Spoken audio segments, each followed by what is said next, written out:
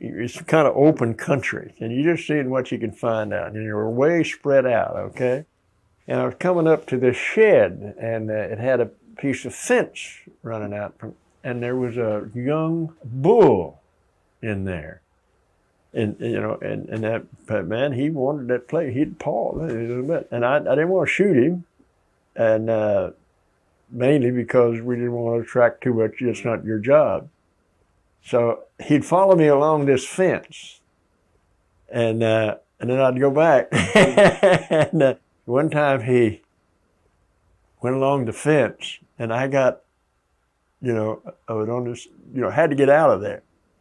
I'd lay down and roll under the fence, and then he couldn't get me, see? So I finally outmaneuvered him, and I rolled back. I got on his side, I rolled back, and went up the end of the fence and took off before he, yeah. See, and it looked like, the guy looked like Ferdinand the Bull, a young bull, but he didn't want me invading his territory, see? And that was kind of funny, really, but it's one of those little things that happen in war, and the same area where we were at, where rabbit tracks got killed.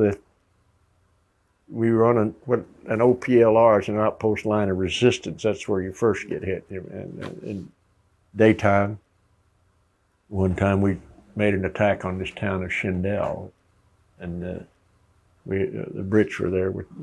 They had 13 tanks there in a squadron of tanks, and I remember we were going to attack this town. It's getting dark.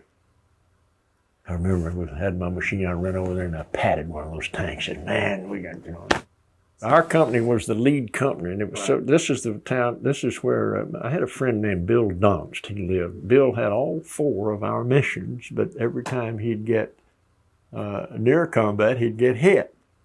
So although he had all 4 missions, he'd been hit 4 times, and he was this colonel's radio operator.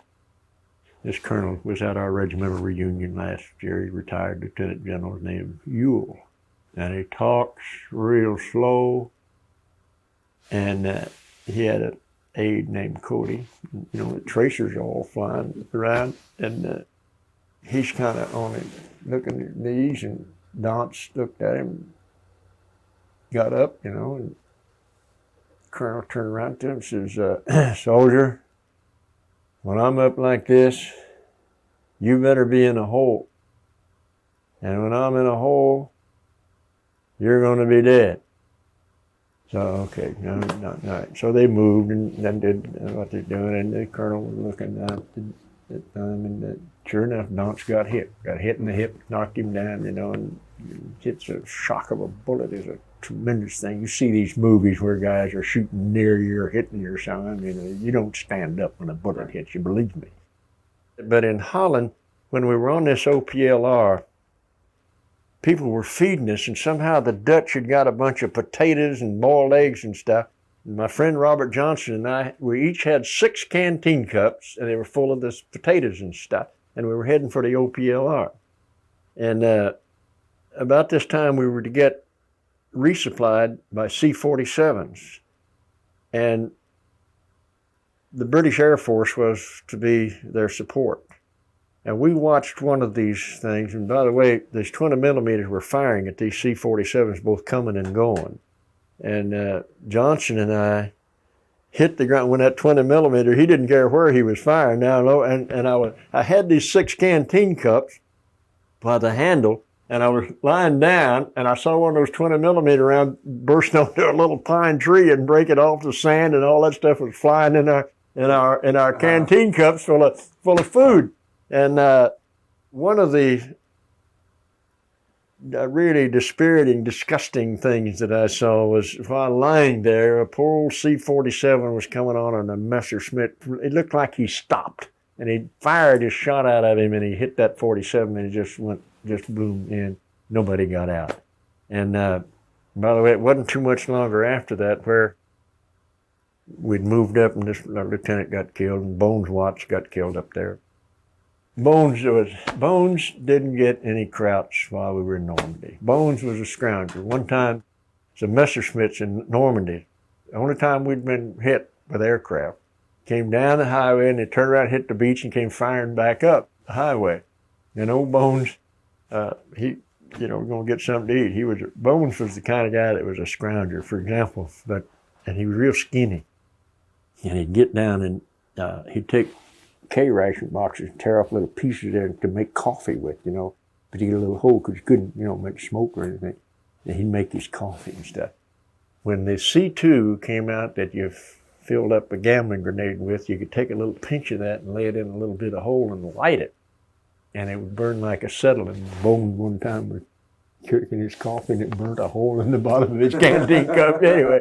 And so Bones is going to get something to eat. And here come these Messerschmitts. And as they were going back, he went up to this cow with an M3 and submachine gun. And boom, boom, boom, he shot the cow. And then we were going to, get something to eat. Anyway, he didn't get any Krauts in Normandy. And he said, man, I'll get something. So we're in this same position where the FO had come up to get me. And Bones had picked up a pair of Kraut binoculars. And he was up like an idiot, and he caught one, and anyway. They never got his Kraut. Never got a Kraut. So anyway, back to this OPLR, we later on, in this same place where Bones got killed, a day or two later, in this ditch.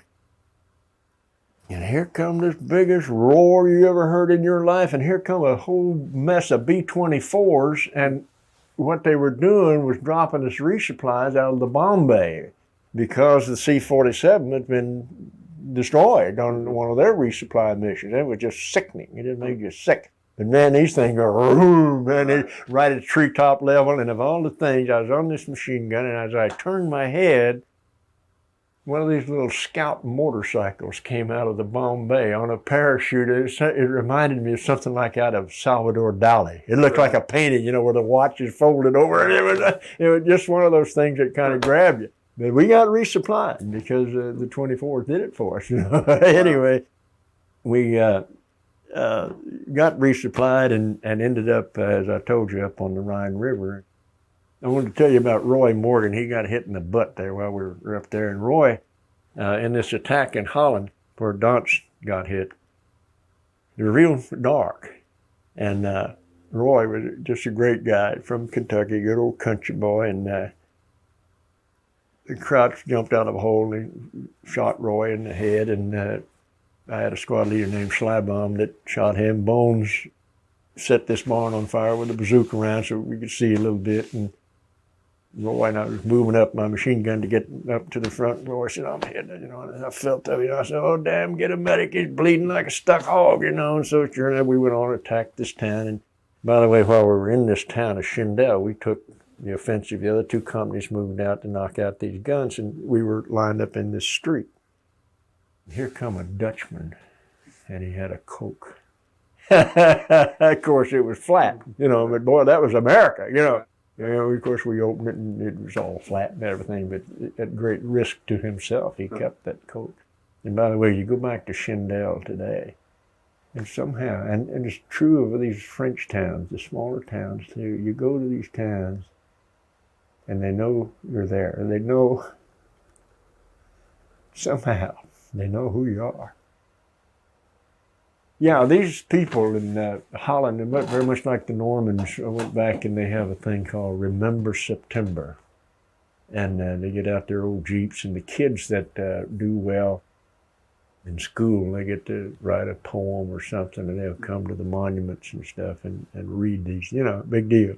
I remember once when a bunch of the little kids, were there, and I was in the back of this Jeep, and I swooped up 2 or 3 of them and threw them in the Jeep. Boy, that thrilled them to death, and so they're always welcome. I think they think we walk on the water. They're just wonderful people.